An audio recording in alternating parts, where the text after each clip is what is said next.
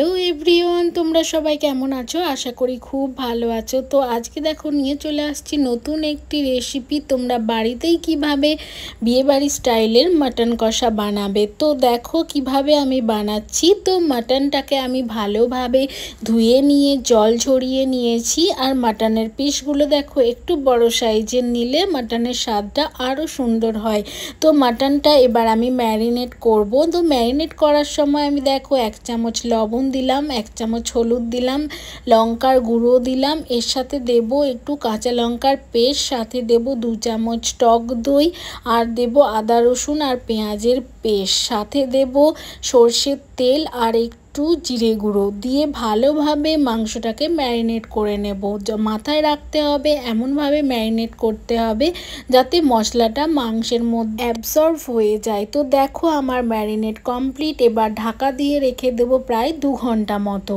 এরপর কড়াইতে তেল নিয়ে গরম মশলা, সাথে তেজপাতা, একটা শুকনো লঙ্কা দিয়ে তার সাথে 2 চামচ রসুন বাটা দিয়ে রসুনটাকে ভালো করে লাল লাল করে ভেজে নেব। তো ভাজা হয়ে গেলে এর মধ্যে পেঁয়াজ কুচি দিয়ে দেব।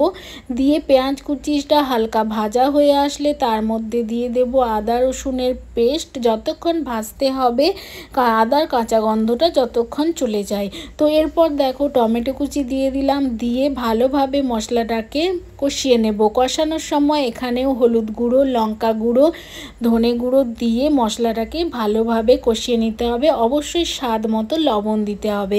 দিয়ে মশলাটা কষতে হবে যতক্ষণ না তেল ছেড়ে আসছে মশলা থেকে। দেখো তেল প্রায় ছেড়ে দিয়েছে। এরপর ম্যারিনেট করা মাটনটা আমি দিয়ে দিলাম। দিয়ে এই মাটনটাকে আমাকে প্রায় 20 মিনিট মতো কষতে হবে যতক্ষণ না এই মাটনটা থেকে তেল বেরিয়ে আসছে। দেখো মাটনটা কষতে কষতে কতটা জল বেরিয়েছে।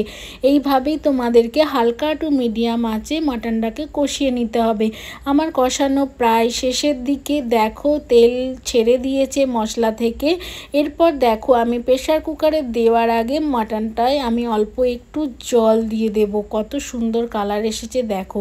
জলটা দিয়ে আমি প্রায় 5 মিনিট মতো কড়াইতে ফুটিয়ে নিয়ে এরপর প্রেসার কুকারে দিয়ে 4টে মতো সিটি দিয়ে নামিয়ে নেব। তো দেখো আমি প্রেসার কুকারটা খুলে নিচ্ছি। দেখো কত সুন্দর কালার এসেছে, জাস্ট অসাধারণ লাগে। এইভাবে তোমরা মাটনটা বানিয়ে দেখো, একদম বিয়ে বাড়ির মতো খেতে হয়। তো বিয়ে বাড়ি মানেই মাংসের একটু তেল ঝাল তো থাকবেই। তো আমি সেভাবেই এটা তোমাদেরকে দেখিয়েছি।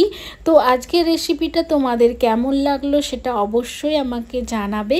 আর কে কে এই রেসিপিটা দেখে বানালে সেটাও আমাকে কমেন্ট করতে ভুলবে না। আর তোমরা কি ধরনের রেসিপি দেখতে চাইছো সেটাও আমাকে কমেন্ট করে জানাতে পারো। আর যদি ভিডিওটা ভালো লাগে অবশ্যই আমার চ্যানেলটাকে সাবস্ক্রাইব করে পাশে